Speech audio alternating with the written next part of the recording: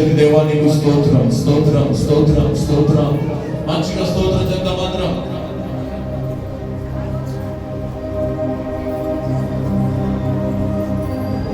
మొట్టమొదటిగా దేవుడు మాట్లాడిన మాట ఏంటంటే నిన్ను ప్రశ్న వేశాడు, నిన్ను సంధించాడు. నువ్వెక్కడ ఉన్నావని, నువ్వెక్కడ ఉన్నావు? ఈ రోజున దేవుడు పెట్టిన స్థానంలోనే ఉన్నావా?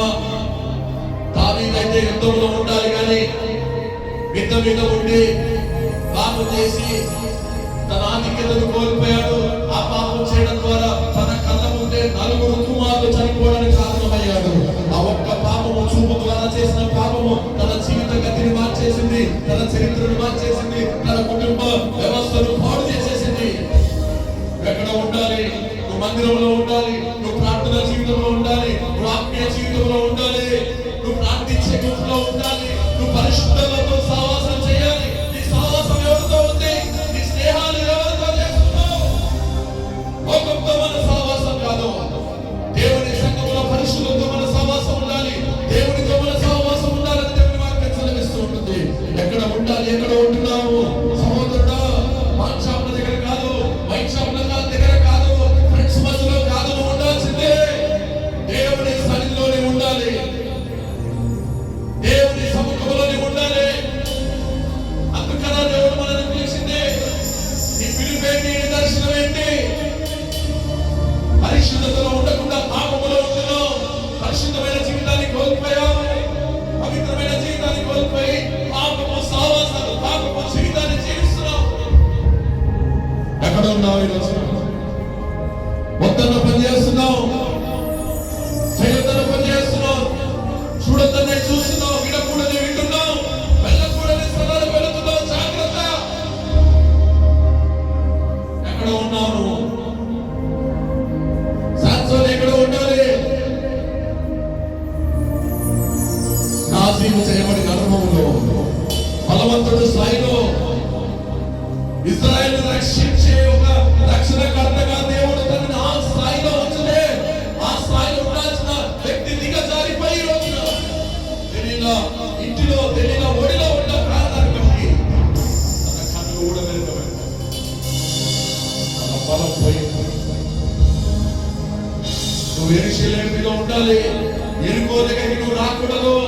యెరికోలో ఏమీ లేదు చూడడానికి. యెరికో అంత శాపగ్రస్తమైన పట్టణము. నువ్వు అక్కడికి దిగజారిపోకూడదు. నువ్వు యెరూషలేము పట్టణం మీదనే ఉండాలి. అనగా నువ్వు ఆధ్యాత్మిక స్థితిలో పై స్థాయిలో ఉండాలి. ఆత్మీయ స్థితి నుంచి దిగజారిపోతున్నావు, భక్తిలో రాజీ పడిపోతున్నావు, భక్తిహీనతలోకి వెళ్ళిపోతున్నావు.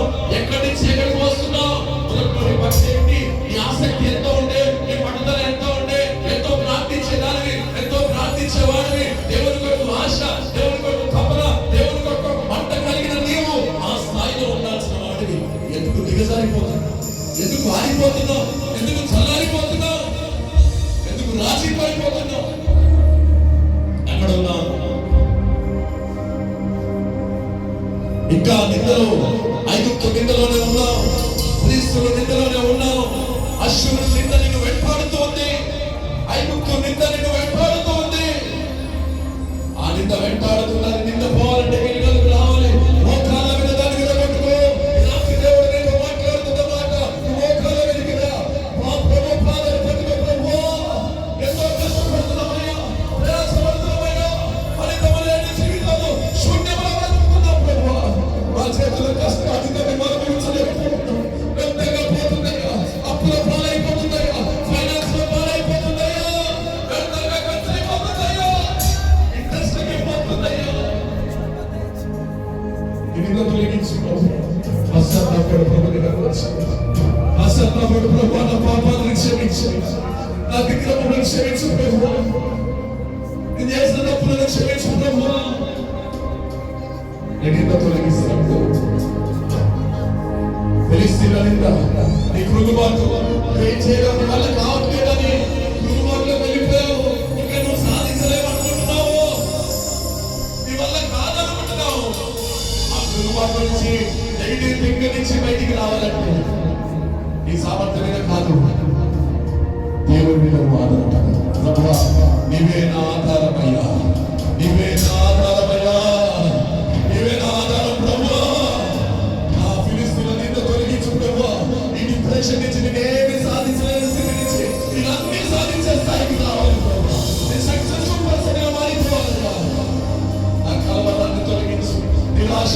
ఉన్నానయ్యా, నిస్పృహలో ఉన్నానయ్యా, నాకేం జరగట్లేదని, నా పిల్లలకి ఏం మంచి జరగట్లేదని, నేను కోరుకున్న స్థాయిలో నేను లేనని, ఆశించిన స్థాయిలో నా వ్యక్తి జీవితం, కుటుంబ జీవితంలో ఉద్యోగం కీర్తి లేదని నిరాశలో ఉన్నాను. సహోదరి సహోదరుడా, నిరాశ నుంచి బయటికి రావాలి. నువ్వు నిరాశలో ఉండడం దేవుని చిత్తము కాదు. నువ్వు ఇలా పురుగుమట్టులో ఉండడం దేవుని చిత్తం కాదు. నువ్వు చేతగాని వాడివి కాదు, నువ్వు చేతగాని దానివి కాదు. నీ పక్షంగా దేవుడు ఉన్నాడు, నీ పక్షంగా దేవుడు యుద్ధం చేయబోతున్నాడు. ఆ నిందను దేవుడు తొలగించబోతున్నాడు. దేవుడు మీద ఆధారపడు, దేవా నీవే నా ఆధారము. దేవుడు తొలగిస్తాడు. ఆ శివుడు దేవుడు లేకుండానే కష్టపడుతున్నావు. భక్తి లేకుండా నువ్వు ఏదో సాధించాలనుకుంటున్నావు. నాకు దేవుడు అక్కర్లేదు అనుకున్నావేమో, మందిరం అక్కర్లేదు అనుకున్నావేమో, దైవజనుడు అక్కర్లేదు అనుకున్నావు, ప్రార్థనలు నాకు అవసరం లేదు అనుకున్నావు, సహవాసం నాకు అవసరం లేదు అనుకున్నావు. ఎప్పుడో నుంచి లోతు దూరమైపోయాడు. అబ్రాహాము నుంచి సహవాసం నుంచి లోతు దూరమైపోయి ఏం సాధించాడు? దేవుడు లేకుండా ఏమీ సాధించలేవు. దేవుడు లేకుండా నువ్వేమీ సాధించలేవు. సహోదరి సహోదరుడు, ఆయనను గట్టిగా పట్టుకో, ఆయనను విడిచిపెట్టకు. ఆయనే నీ బ్రతుకును కట్టేవాడు, ఆయనే సమస్తాన్ని జరిగించేవాడు. నీ బ్రతుకును స్థితిగతులను మార్చే దేవుడు ఆయన, నీ శాపాన్ని తొలగించే దేవుడు ఆయన, నీ పాపాన్ని తీసివేసే దేవుడు ఆయన. ఆయనను కలిగి ఉండు, ఆయనతో కలిసి నడుము, ఆయనను గట్టిగా పట్టుకోయా, నన్ను విడిచిపెట్టకయ్యా, నన్ను విడిచి వెళ్ళకయ్యా. నీ ఇష్టానుసారంగా జీవిస్తూ దేవుని విడిచిపెట్టావు, దేవునికి దూరమైపోయావు. నువ్వు దేవుడు లేకుండా పర్వాలేదు అనుకున్నావు, సహవాసం లేకుండా పర్వాలేదు అనుకున్నావు, దైవజనుడు లేకుండా నాకు పర్వాలేదులే, నాకు డబ్బు ఉంది, ఉద్యోగం ఉంది, ఇంకేదో ఉంది అనుకున్నావు. కానీ ఈ రోజు నీ స్థితి ఏంటి? జీరో వచ్చేసావు. You became a zero. You became a big zero. దేవుడు లేకపోతే మనం ఏం సాధించలేదు. దేవుడు లేకుండా మనం ప్రయాసపడలేము. గట్టిగా పట్టుకున్నాము. యేసయ్యా, హల్లెలూయా, హల్లెలూయా, హల్లెలూయా, హల్లెలూయా, హల్లెలూయా.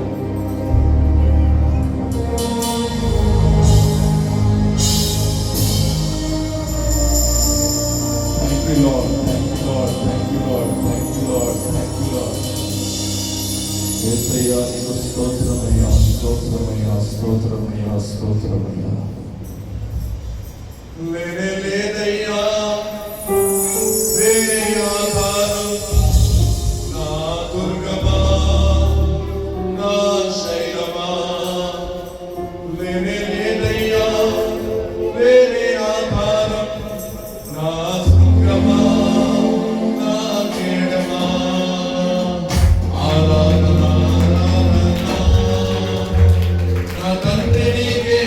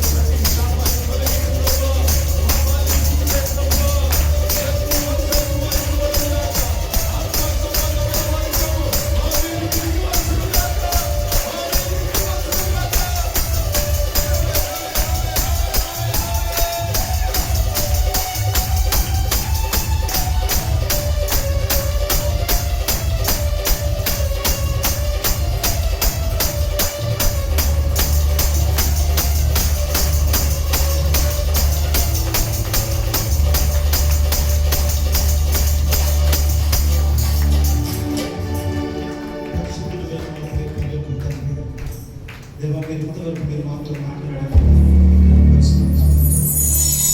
బిడ్డలందరినీ మీరు దర్శించడానికి వందనాలు చేస్తున్నాను. అయ్యా నీకు స్తోత్రం స్తోత్రం స్తోత్రం స్తోత్రం. నిజంగా నా ప్రభు మీరు మాతో మాట్లాడారు. ప్రతి మాట మా మీద ఉన్న ప్రతి నిందలను తొలగింపచేసినందుకే నేను వందనాలు చేస్తున్నాను. ఇదిగో ఇక్కడ కూడి ప్రార్థిస్తున్న బిడ్డలందరి కుటుంబాలు ఏ నిందలు కలిగి ఉన్నారు నా ప్రభు, ప్రతి నిందల నుంచి విడిపించమని ప్రార్థన చేస్తున్నాను. ఈ 2 వార్షికోత్సవానికి బిడ్డలందరి జీవితాల్లో ప్రతి కుటుంబాలలో నా ప్రభు ప్రతి రకముల నిందల నుంచి విడిపించుకున్నట్టు మీరు ఎప్పుడు చూపించమని దేవమైన ప్రతి బిడ్డల్లో మీరు నీరు కట్టి ఫలింపచేయండి. ఇంటి బిడ్డల వాక్యం మీరు జీవితంలో నుండి వాటికి చేయండి. ఒకనాడు ఫలం కలిగిన తండ్రి మాట్లాడిన దాన్ని చేసి మీరు శుద్ధి గణితంలో ప్రజలు యేసు క్రీస్తు నామములో ప్రార్థిస్తున్నాను. ఆమేన్.